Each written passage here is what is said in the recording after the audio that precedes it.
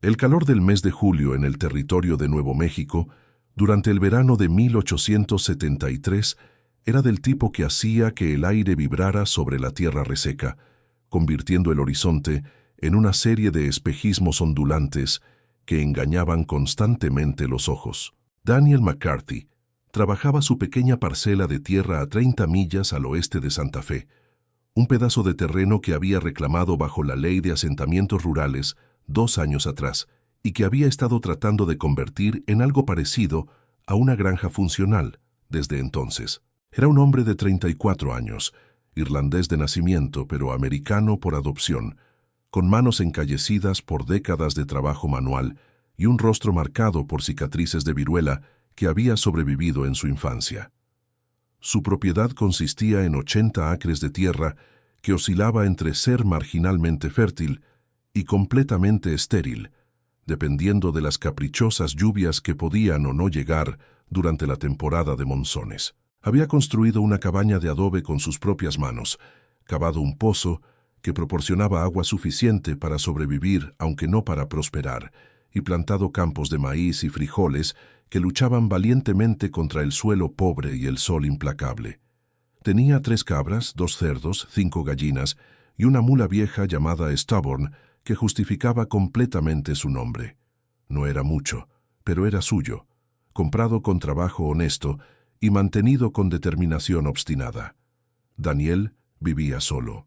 Había estado casado una vez en Irlanda, pero su esposa había muerto de fiebre tifoidea apenas 6 meses después de la boda, y él nunca había encontrado el coraje o la inclinación para intentar nuevamente. La soledad era su compañera constante, pero había aprendido a encontrar paz en ella, en el ritmo de trabajo manual, en la simple satisfacción de ver cosas crecer bajo su cuidado. Los vecinos más cercanos estaban a 5 millas de distancia, y veía a otra gente quizás una vez al mes cuando hacía el viaje a Santa Fe para comprar suministros que no podía producir o fabricar él mismo. Ese día particular había comenzado como cualquier otro. Daniel se levantó antes del amanecer, alimentó a sus animales, desayunó tortillas y frijoles sobrantes y se dirigió a sus campos para continuar el trabajo interminable de deshiervar y irrigar.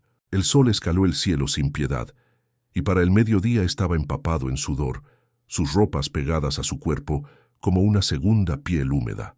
Decidió tomar un descanso a la sombra de su cabaña, beber agua del pozo y quizás dormir una siesta breve antes de reanudar el trabajo en las horas más frescas de la tarde. Fue mientras caminaba de vuelta hacia su cabaña que escuchó los sonidos. Voces humanas, o algo parecido a voces humanas, pero distorsionadas por lo que claramente era dolor extremo. Venían de la dirección del arroyo seco que marcaba el límite norte de su propiedad, un canal que solo llevaba agua durante las lluvias pesadas, pero que en temporada seca era simplemente un surco de arena y rocas. Daniel se movió cautelosamente en esa dirección, su mano moviéndose instintivamente hacia el rifle que siempre llevaba cuando trabajaba en los campos, porque nunca se sabía qué peligros podían encontrarse en estas tierras remotas. Lo que encontró cuando llegó al borde del arroyo era tan inesperado que se detuvo en seco, incapaz al principio de procesar lo que sus ojos le mostraban. Había 2 mujeres en el fondo del arroyo, y eran de un tamaño que desafiaba toda experiencia previa de Daniel con la forma humana. Cada una medía al menos 7 pies de altura, posiblemente más, con constituciones proporcionalmente masivas que sugerían fuerza extraordinaria. Eran claramente apaches, vestidas con túnicas tradicionales de piel de venado, decoradas con elaborados patrones de cuentas, sus cabellos negros trenzados en estilos complejos, adornados con plumas y turquesa. Pero lo que dominaba la escena no era su tamaño extraordinario, sino su condición.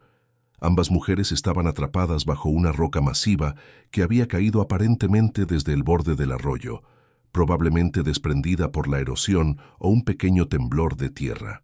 La roca, un peñasco de granito del tamaño de un caballo pequeño, había caído sobre sus piernas, atrapándolas en una posición que era claramente dolorosa y potencialmente mortal. Habían estado intentando liberarse. Eso era evidente por la tierra excavada alrededor de la roca y las marcas donde habían tratado de hacer palanca, pero incluso su fuerza considerable no era suficiente para mover el peso masivo que las aprisionaba. Una de las mujeres, la que Daniel después aprendería que se llamaba Nashoba, que significaba lobo, tenía sangre corriendo por su pierna izquierda donde la roca había aplastado a través de la piel. La otra, Aiyana, que significaba flor eterna, parecía tener ambas piernas atrapadas pero no sangrando visiblemente, aunque su rostro estaba contorsionado por el dolor que claramente sentía. Ambas mujeres se tensaron cuando vieron a Daniel aparecer en el borde del arroyo, sus manos moviéndose hacia las armas que llevaban en sus cinturones, pero el movimiento las hizo hacer muecas de dolor, y las armas permanecieron donde estaban. Daniel se encontró en una posición que habría sido cómica si no fuera por la gravedad de la situación. Aquí había dos mujeres apaches, miembros de un pueblo con el que los colonos blancos habían estado en conflicto intermitente durante décadas, atrapadas e indefensas. La lógica podría haber dictado que las dejara, o incluso que las matara, eliminando dos guerreras enemigas potenciales. Ciertamente había historias suficientes de atrocidades cometidas por ambos lados como para justificar casi cualquier acción hostil. Pero Daniel no era un hombre que pensara en términos de lógica militar o venganza colectiva. Veía dos seres humanos en terrible peligro, y su instinto básico de decencia no le permitía simplemente alejarse. Bajó al arroyo con cuidado, sus botas resbalando en la arena suelta. Las mujeres lo observaron con una mezcla de desconfianza y esperanza desesperada, sin saber si venía a ayudar o a aprovechar su vulnerabilidad. Daniel evaluó la situación con ojos prácticos. La roca era demasiado pesada para que una persona la moviera. Probablemente pesaba más de 1000 libras. Pero con las herramientas correctas y suficiente palanca, podría ser posible levantarla lo suficiente como para que las mujeres retiraran sus piernas. Señaló a las mujeres que esperaran, un gesto universal que esperaba trascendiera las barreras del idioma, y corrió de vuelta a su cabaña. Reunió cada herramienta que poseía que podría ser útil. Una barra de hierro gruesa que usaba para romper rocas al cavar, 2 vigas de madera fuerte que había estado guardando para reparaciones futuras, una cuerda pesada, una pala. Cargó estas herramientas de vuelta al arroyo, haciendo 2 viajes porque era demasiado para llevar de una vez. Cuando regresó, comenzó a trabajar sin hablar, sin saber si las mujeres entenderían inglés de todos modos, y figurando que las acciones comunicarían sus intenciones mejor que las palabras. Cavó debajo de la roca en varios puntos, creando espacios donde podía insertar las vigas de madera como palancas. Posicionó las palancas con cuidado, usando piedras más pequeñas como puntos de apoyo, creando un sistema que maximizaría su ventaja mecánica. Las 2 mujeres apaches observaban con comprensión creciente y comenzaron a ayudar como podían desde su posición atrapada, usando sus manos para excavar más profundamente debajo de la roca donde Daniel las dirigía. El proceso tomó más de 2 horas de trabajo extenuante bajo el sol brutal del mediodía. El sudor corría por el rostro de Daniel en arroyos, empapando su camisa hasta que era prácticamente transparente. Sus manos comenzaron a sangrar donde la barra de hierro rozaba contra callos existentes, abriendo la piel, pero gradualmente, usando las palancas en secuencia, roca por roca, levantando el peñasco fracción por fracción, logró crear suficiente espacio debajo de la roca masiva. Nashoba, la más cercana a la libertad, logró retirar su pierna primero. Hizo una mueca cuando el movimiento envió oleadas de dolor a través de su cuerpo, pero se mordió el labio para evitar gritar, negándose a mostrar debilidad incluso en estas circunstancias. Sangre fresca fluyó de la herida donde la roca había aplastado su piel y músculos, pero ella ignoró esto, inmediatamente girándose para ayudar a su hermana. Juntos, Daniel y Nashoba trabajaron en las palancas, y finalmente Aiyana también pudo liberar sus piernas, arrastrándose fuera de debajo del peñasco con alivio visible. Una vez que ambas mujeres estaban libres, Daniel dejó que las palancas se aflojaran y la roca cayera de vuelta a su posición, con un golpe que hizo temblar el suelo del arroyo. Se sentó pesadamente en la arena, exhausto más allá de las palabras, cada músculo de su cuerpo gritando de fatiga. Las dos hermanas apaches también se sentaron, examinando sus piernas lesionadas, probando con cuidado cuánto peso podían poner en ellas. Aiyana parecía tener principalmente hematomas severos, dolorosos pero no incapacitantes. Nashoba, sin embargo, tenía una herida seria que continuaba sangrando copiosamente, la carne desgarrada revelando tejido muscular debajo. Daniel hizo gestos indicando que debían venir a su cabaña donde podía tratar las heridas adecuadamente. Las mujeres intercambiaron miradas, claramente debatiendo si confiar en este extraño blanco que las había salvado, pero que también podría tener intenciones ocultas. Finalmente, Nashoba asintió, reconociendo que necesitaba tratamiento médico y que rechazar la oferta sería tanto orgulloso como potencialmente mortal si la herida se infectaba en el calor del desierto. El viaje de regreso a la cabaña fue lento y doloroso. Aiyana podía caminar, aunque cojeando notablemente, pero Nashoba necesitaba apoyo. Daniel se ofreció como muleta, y la mujer apache, con evidente renuencia, aceptó apoyarse en él. Era una experiencia extraña para el granjero sentir el peso de esta mujer extraordinariamente grande presionando contra su hombro. Darse cuenta de que incluso lesionada era probablemente más fuerte que él en su mejor día. En la cabaña, Daniel limpió la mesa de madera tosca que servía como su superficie de comida y trabajo, e indicó a Nashoba que se acostara en ella para que pudiera examinar la herida adecuadamente. Hirvió agua, preparó trapos limpios y sacó su kit médico limitado: una botella de whisky para desinfectar, agujas e hilo para suturar, vendajes hechos de sábanas viejas desgarradas. Había aprendido curación básica por necesidad durante años de vivir solo, donde el médico más cercano estaba a días de viaje. Limpió la herida con whisky, el antiséptico primitivo pero efectivo, ardiendo en la carne abierta. Nashoba se tensó, pero no hizo sonido, sus dedos agarrando el borde de la mesa con tal fuerza que la madera crujió bajo la presión. Daniel trabajó tan gentilmente como pudo, sus manos toscas, sorprendentemente delicadas, mientras suturaba la carne desgarrada, cerrando la herida con puntadas pequeñas y uniformes que su madre le había enseñado hace mucho tiempo en Irlanda.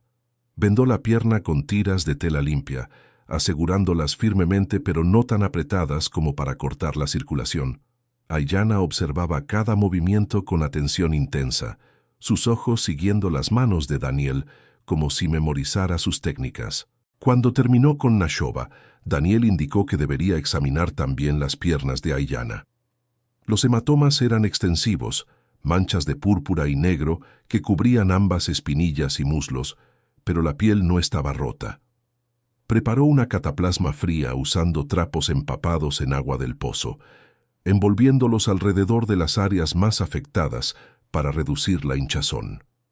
El día se había convertido en tarde para cuando terminó de tratar a ambas hermanas. Daniel preparó comida simple, lo que tenía disponible: tortillas, frijoles cocidos con chiles, un poco de carne de cabra seca. Ofreció esto a las mujeres con gestos que indicaban que eran bienvenidas a compartir. Las hermanas aceptaron con apreciación visible, comiendo con el hambre de quienes habían estado atrapadas bajo esa roca durante horas sin comida ni agua. Mientras comían, Daniel trató de comunicarse usando una combinación de gestos y las pocas palabras en español que conocía, asumiendo que las mujeres apaches podrían conocer algo de español dado los siglos de contacto entre los españoles y las tribus nativas. Nashoba resultó hablaba español razonablemente bien, aunque con un acento fuerte y vocabulario limitado. A través de ella, Daniel aprendió sus nombres. Aprendió que eran hermanas que habían estado recolectando plantas medicinales en las colinas cuando el accidente ocurrió. Lo que no le dijeron, porque no sabían cómo explicarlo en términos que él entendería, era su posición dentro de su tribu. Nashoba y Aiyana no eran mujeres apaches ordinarias, eran guerreras de alto rango, hijas de un jefe respetado, conocidas a lo largo de las bandas apaches del suroeste no solo por su tamaño extraordinario, sino por su habilidad en batalla y su sabiduría en consejo. Su estatura excepcional era vista como un signo de favor divino, una marca de que los espíritus las habían elegido para roles especiales en la protección de su pueblo. Su pérdida habría sido un golpe devastador para su banda, tanto práctica como simbólicamente. A medida que la tarde se convertía en anochecer, Daniel preparó un lugar para que las hermanas durmieran en el piso de su cabaña, ofreciéndoles todas las mantas que poseía. Insistió en que él dormiría afuera bajo las estrellas, un arreglo que las mujeres inicialmente protestaron, pero finalmente aceptaron, cuando quedó claro que él no sería persuadido. Daniel pasó la noche cerca de su cabaña, su rifle al alcance, no por desconfianza de sus huéspedes, sino por precaución habitual en una tierra donde los peligros podían venir de cualquier dirección. A la mañana siguiente, Nashoba y Aiyana se despertaron antes del amanecer, como era su costumbre. Encontraron a Daniel ya despierto, preparando un fuego para cocinar. Las heridas de Nashoba parecían mejor después de una noche de descanso. La sangrado había parado completamente, y aunque claramente dolorosa, la pierna parecía estar sanando limpiamente sin signos de infección. Los hematomas de Aiyana habían florecido en tonos más oscuros durante la noche, pero ella podía moverse con mayor facilidad que el día anterior. Las hermanas sabían que debían regresar a su banda, que su ausencia prolongada causaría preocupación y posiblemente conduciría a partidas de búsqueda. Pero antes de partir, querían expresar su gratitud de alguna manera significativa. A través del español de Nashoba, explicaron a Daniel que le debían una deuda de vida, que según sus tradiciones, él había establecido un vínculo que requería reconocimiento y reciprocidad. Daniel, avergonzado por su agradecimiento formal, insistió en que había hecho simplemente lo que cualquier persona decente haría al encontrar a otros en peligro. Pero las hermanas no serían disuadidas. Nashoba quitó un collar que llevaba, una pieza hermosa de turquesa y plata, trabajada con símbolos que representaban protección y buena fortuna. Se lo ofreció a Daniel con solemnidad ceremonial, explicando que esto lo marcaría como alguien bajo la protección de su familia, que cualquier apache que viera este collar sabría que él era un amigo que debía ser respetado. Daniel intentó rechazar un regalo tan valioso, pero Nashoba lo presionó en sus manos con tal insistencia que finalmente aceptó, aunque sintiéndose extraño, usando joyería tan elaborada. Las hermanas partieron al mediodía, caminando hacia el norte en dirección a las montañas, donde su banda estaba acampada. Daniel las observó desaparecer en la distancia, sus figuras masivas eventualmente reduciéndose a puntos en el horizonte ondulante. Se volvió de regreso a su rutina normal, asumiendo que este había sido un encuentro extraordinario que probablemente nunca se repetiría, una historia notable que podría contar en su vejez. Pero al día siguiente, su suposición resultó ser dramáticamente incorrecta. Daniel estaba trabajando en sus campos cuando notó movimiento en el camino que conducía a su propiedad. Lo que vio lo hizo dejar su azada y caminar hacia adelante para ver mejor. Una procesión de al menos 30 apaches se acercaba a su granja, todos montados en caballos pintados, llevando lanzas y rifles, vestidos con sus mejores galas ceremoniales. Al frente de esta procesión, cabalgaba un hombre que claramente era un líder, su postura y las deferencias que los otros le mostraban, marcándolo como alguien de gran autoridad. A su lado cabalgaban Nashoba y Aiyana, sus piernas vendadas visibles, pero ambas sentadas erguidas en sus monturas con dignidad, que desmentía cualquier dolor que pudieran sentir. Daniel sintió una oleada de miedo. 30 guerreros apaches armados acercándose a su granja aislada generalmente presagiaba desastre. Consideró correr hacia su cabaña para su rifle, pero sabía que eso sería inútil contra tantos. Si venían con intenciones hostiles, ya estaba muerto. Así que en lugar de eso, se quedó donde estaba, las manos vacías a sus lados, y esperó a que llegaran. La procesión se detuvo a 20 yardas de donde estaba parado. El líder, quien Daniel ahora podía ver, era un hombre de unos 50 años con rostro marcado por cicatrices de batalla y ojos que habían visto demasiadas cosas. Desmontó con gracia fluida. Nashoba y Aiyana desmontaron también, flanqueándolo mientras se acercaba a Daniel. Los otros guerreros permanecieron montados, formando un semicírculo defensivo, sus armas listas pero no amenazantes, en su postura inmediata. El líder habló en apache, su voz profunda y resonante, cargada con autoridad acumulada durante décadas de liderazgo. Nashoba tradujo al español, y aunque Daniel tenía que esforzarse para seguir su significado completo, entendió lo esencial. Este hombre era Cocheta, que significaba el desconocido, jefe de su banda apache, y padre de Nashoba y Aiyana. Había venido porque sus hijas le habían contado sobre el hombre blanco que las había salvado, que había trabajado durante horas bajo el sol para liberarlas, que las había tratado sus heridas y les había dado refugio sin pedir nada a cambio. Cocheta declaró que Daniel McCarthy había demostrado valor de carácter que trascendía las líneas que dividían a los pueblos.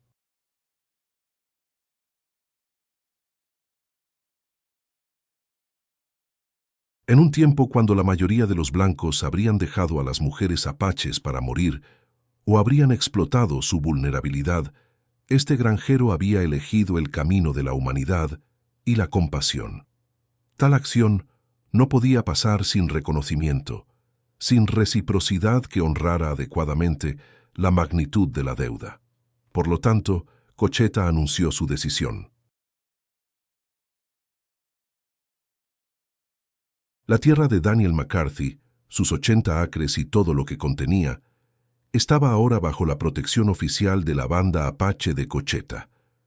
Cualquier apache que viera la propiedad sabría que estaba prohibido molestarla.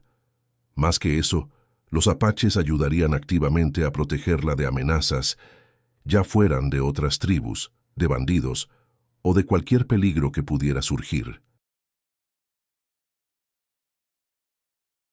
La granja de Daniel se había convertido, en efecto, en territorio neutral, un lugar sagrado donde el conflicto entre apaches y blancos no existiría.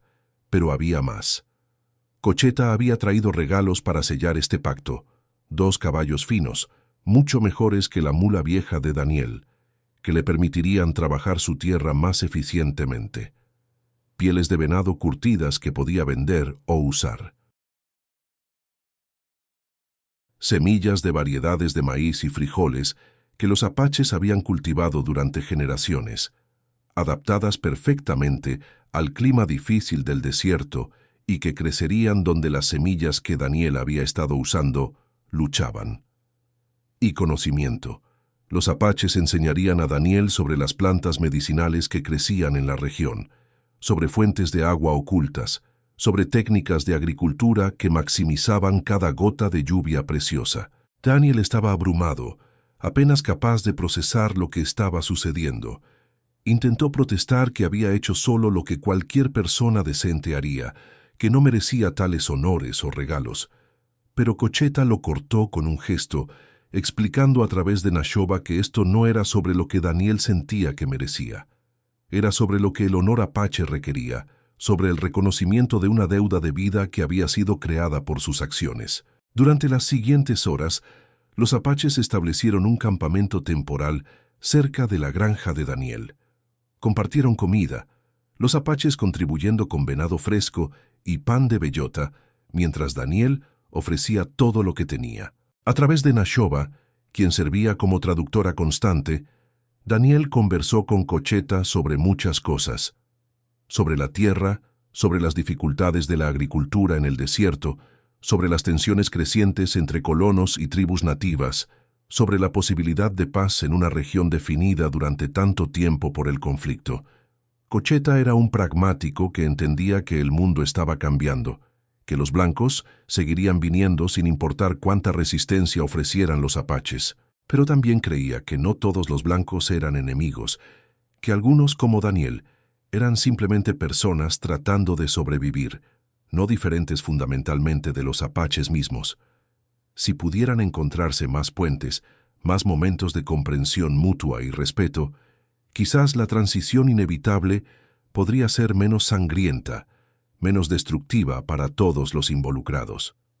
Antes de partir, Nashoba y Aiyana Pasaron tiempo enseñando a Daniel sobre plantas locales. Le mostraron qué yucas tenían raíces comestibles y cómo prepararlas. Le enseñaron a identificar plantas medicinales que podían tratar todo, desde cortes hasta fiebres. Le mostraron señales de fuentes de agua subterránea que no eran obvias para ojos no entrenados. Este conocimiento, acumulado durante generaciones de vivir en este paisaje duro, era quizás el regalo más valioso de todos, porque significaba la diferencia entre simplemente sobrevivir y realmente prosperar en el desierto. La procesión finalmente partió al atardecer, dejando a Daniel solo nuevamente, pero fundamentalmente cambiado por la experiencia. Miró los caballos que ahora poseía, las pieles apiladas cuidadosamente en su cabaña, las semillas que prometían mejores cosechas. Pero más que estos regalos materiales, llevaba consigo un nuevo entendimiento sobre la complejidad de las relaciones humanas en la frontera, sobre cómo los actos individuales de bondad podían crear ondas que se extendían mucho más allá de su momento inmediato. En los años siguientes, la granja de Daniel prosperó de maneras que nunca había imaginado posibles. Las semillas apache crecieron vigorosamente incluso en años secos. Los apaches ocasionalmente pasaban por su propiedad, siempre respetuosos, a veces ofreciendo comercio, a veces simplemente asegurándose de que estaba bien. Cuando bandidos intentaron robar sus animales una vez, fueron interceptados por una patrulla apache que había estado monitoreando el área. La promesa de protección de Cocheta no era vacía, sino activamente mantenida. Daniel se convirtió en algo raro en la frontera, un puente viviente entre dos mundos que generalmente solo se encontraban en violencia. Otros colonos venían a él buscando consejo sobre cómo coexistir con las tribus nativas. Algunos apaches venían a él cuando necesitaban comunicarse con autoridades blancas, pero desconfiaban de hacerlo directamente.